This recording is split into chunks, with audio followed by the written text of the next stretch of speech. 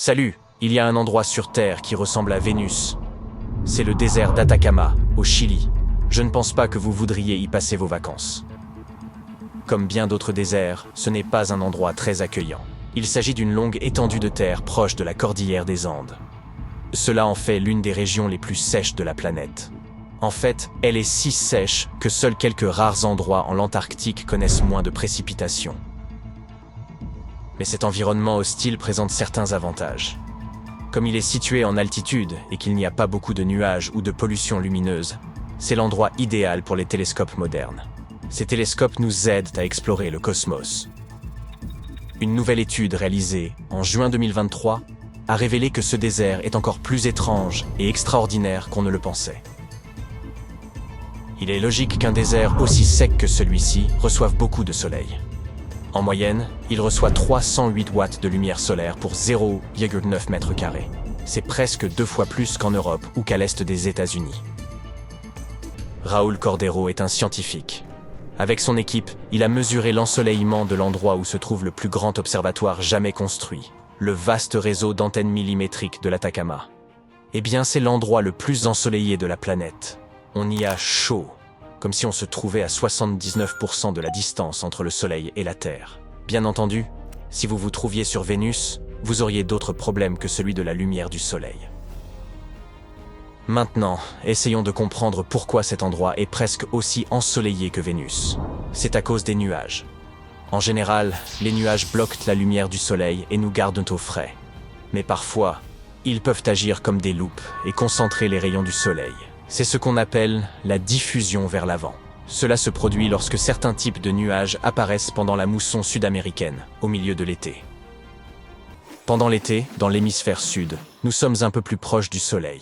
Et il y a aussi moins d'ozone dans cette partie du monde. Ces deux faits combinés expliqueraient pourquoi d'autres régions élevées de la planète, comme l'Himalaya, ne bénéficient pas d'un ensoleillement aussi intense que celui de ce désert. Parlons un peu plus de Vénus. Quel effet cela ferait-il de se trouver à la surface de cette planète? Plus on en apprend sur ce monde étouffant, moins on a envie de s'y imaginer. Ce n'est pas du tout un endroit accueillant, car il y fait une chaleur torride, et l'air y est très lourd. Si lourd qu'il vous écraserait. Mais imaginez-vous un instant sur Vénus. L'air y est épais et lourd, 93 fois plus dense que celui que nous avons sur Terre. L'air exerce une pression sur votre corps. Imaginez une petite voiture posée sur l'ongle de votre pouce. C'est la sensation que vous éprouveriez. Ou imaginez-vous très loin, sous la surface de l'océan. La pression y est extrêmement forte. Mais sur Vénus, c'est comme si toute la pression de l'atmosphère vous écrasait et vous aplatissait. Quel temps fait-il sur Vénus? Super chaud. Même si Mercure est plus proche du Soleil, c'est Vénus qui remporte la palme de la planète la plus chaude. L'air épais de Vénus est principalement composé de dioxyde de carbone qui agit comme une couverture. Lorsque le Soleil brille sur Vénus, la chaleur est piégée par cette couverture d'air et la planète se réchauffe beaucoup. Les températures sur Vénus avoisinent les 460 degrés Celsius. Comment explorer Vénus sans se faire rôtir ou écraser? Eh bien, il n'est pas question d'y aller en personne. Les robots peuvent s'en charger. Mais même les robots ont eu des difficultés sur Vénus. Seule une poignée d'entre eux a réussi à atteindre sa surface. Et ils n'ont survécu que quelques heures avant d'être anéantis par les conditions extrêmes. La bonne nouvelle, c'est que nous sommes en train de trouver des moyens d'étudier Vénus sans mettre personne en danger. Les futures missions permettront d'observer Vénus d'une certaine distance. Les nouveaux engins spatiaux seront capables de voir à travers l'atmosphère sans problème. La NASA a mis sur pied la mission Veritas. Son objectif est de dresser des cartes détaillées de Vénus depuis son orbite, ce qui nous donnera un bel aperçu de la planète. Nous avons donc examiné le désert le plus aride de la planète, le désert d'Atacama. Il n'est donc pas étonnant que cette région serve de terrain d'essai pour les missions spatiales. Mais malgré l'aridité de cette région, on y trouve de la vie. C'est le royaume des flamants roses et des lagunes. On y trouve des marais salants qui s'étendent sur 12 000 km² et plongent à 25 mètres de profondeur. C'est un lieu de geysers, de sources chaudes, de volcans, de troupeaux de lamas et de zones arides, qui n'ont connu aucun épisode de pluie depuis plus d'un demi-millénaire. Tout cela à 3 ou 4 km au-dessus du niveau de la mer. Quelles autres espèces survivent dans le désert d'Atacama? Il est difficile d'imaginer que des plantes puissent prospérer dans des conditions aussi inhospitalières. Pourtant, on en trouve de toutes sortes. Prenez par exemple la Tillandsia landbecki. Cette plante défie les conditions climatiques extrêmes en extrayant l'humidité du brouillard qui vient de la côte toute proche.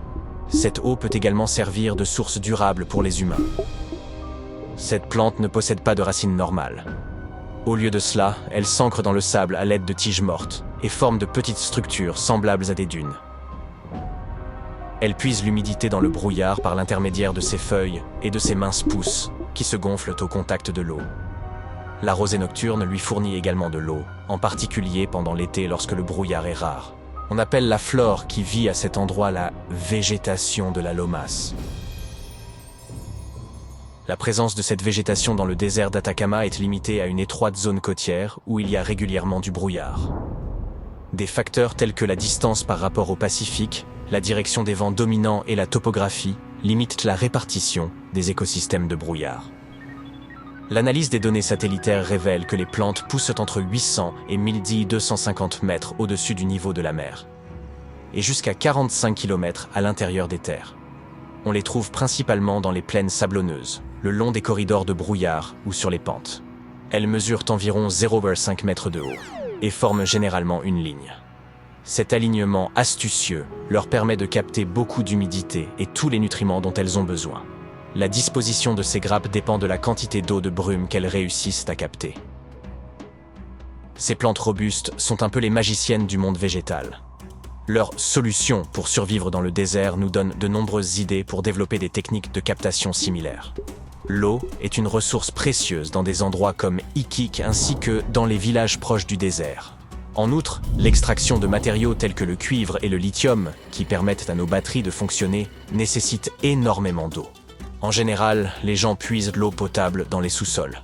Mais ces petites plantes nous rendent d'immenses services. Grâce à elles, nous pouvons cartographier les endroits où les nuages de brume sont le plus susceptibles de passer en quantité suffisante.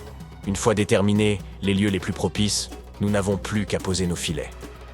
Voici une autre région qui vous donnera l'impression de vous trouver sur une autre planète. Pelican Point se trouve en Namibie. Vous ne le saviez peut-être pas, mais c'est un endroit super pour faire du surf. Chaque année, il n'y tombe que 0,8 cm de pluie. Mais cela n'empêche pas les surfeurs de profiter des vagues. Le climat est assez unique. Il ne fait jamais ni trop chaud, ni trop froid. Cet endroit bénéficie d'un climat sec assez inhabituel en raison des courants océaniques froids proches de la baie. La baie des Squelettes, qu'on appelle également baie des ânes, est un lieu emblématique pour les passionnés de surf. Les vagues viennent se briser sur le sable à environ 8 km au nord-ouest de Walvis Bay. Une ville portuaire célèbre pour ses dunes de sable et son mouillage. Tenteriez-vous l'aventure ?